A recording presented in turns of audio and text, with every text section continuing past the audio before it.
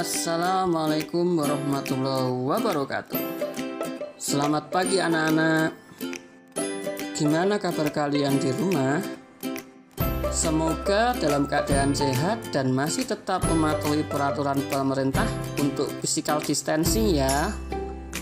Memang sih rasanya SFH alias school from home itu bosan banget. Tapi itu semua demi kebaikan kalian dan orang lain loh anak-anak. Nggak apa-apa mengurung diri dulu di rumah selama beberapa bulan daripada harus jatuh sakit malah masuk rumah sakit kan.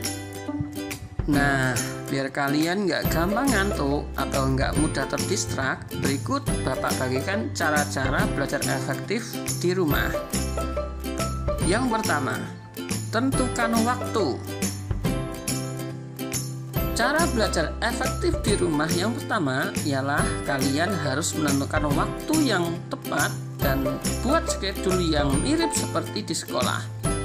Sekolah sudah membuat schedule belajar dari jam 7.15 sampai jam 11.30. Tinggal kalian menyesuaikan waktu dengan kegiatan yang ada di rumah.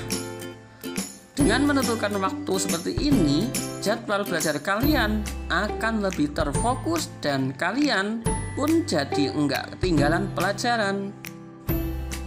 Yang kedua, rapikan meja belajar. Setelah menentukan waktu, cara selanjutnya ialah dengan merapikan meja belajar.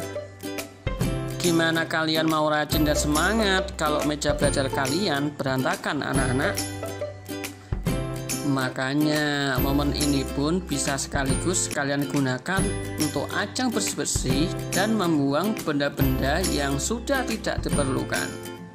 Pastikan meja belajar kalian cukup luas dan lengang supaya kalian bisa belajar dan berkreasi dengan bebas. Sediakan juga tempat sampah di dekat meja belajar. Terakhir, supaya ada sedikit penyejuk, kamu bisa meletakkan tanaman hias atau akuarium kecil. Yang ketiga, cari tahu cara belajar yang sesuai. Anak-anak, cara belajar tiap orang itu berbeda-beda.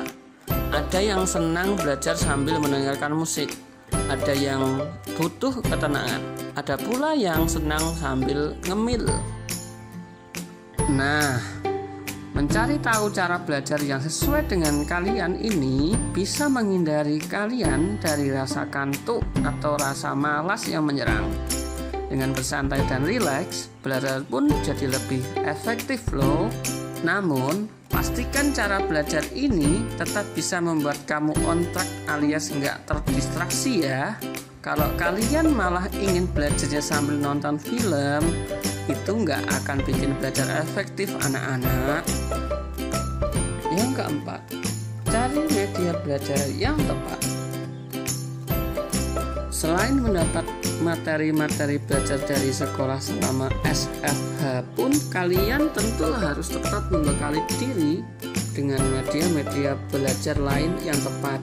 Misalnya seperti Kuiper, Ruang Guru, Zenius, dan lain-lain. Selain bisa mendapatkan berbagai materi dari semua mata pelajaran, media pembelajaran seperti Kuiper, Ruang Guru, Zenius pun bisa kalian akses secara gratis saat ini. Di sana, kalian bakal diajar oleh para tutor profesional dan handal melalui video, rangkuman, dan latihan soal. Yang kelima, belajar bareng teman. Anak-anak, di zaman yang serba canggih seperti ini, kalau kalian mau belajar bareng teman, juga nggak harus dengan kumpul bareng kok. Kalian bisa memanfaatkan beragam aplikasi untuk video call. Dengan belajar bareng teman-teman via video call, mungkin kalian jadi lebih semangat. Rasa kantuk dan bosan pun pasti nggak akan ada. Kalian bisa mengajak beberapa teman. Dan jangan lupa tentukan jadwalnya ya.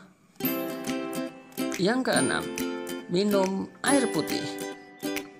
Selain menyiapkan tempat, waktu, dan materi pelajaran, kalian juga harus menyiapkan fisik kalian supaya bisa tetap fit selama waktu belajar.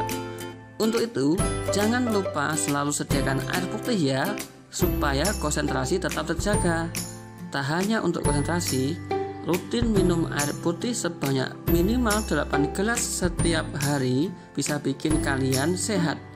Kalian bisa menyiapkan air putih di botol minum besar supaya nggak bolak-balik ketika belajar. Nah, itu tadi 6 cara belajar efektif yang Bapak jelaskan. Semoga sedikit ilmu ini bisa kalian terapkan dalam kehidupan sehari-hari kalian. Demikian penyampaian materi kali ini. Sampai jumpa di pertemuan selanjutnya. Alhamdulillah, jazakumullahu khairan. Wassalamualaikum warahmatullahi wabarakatuh.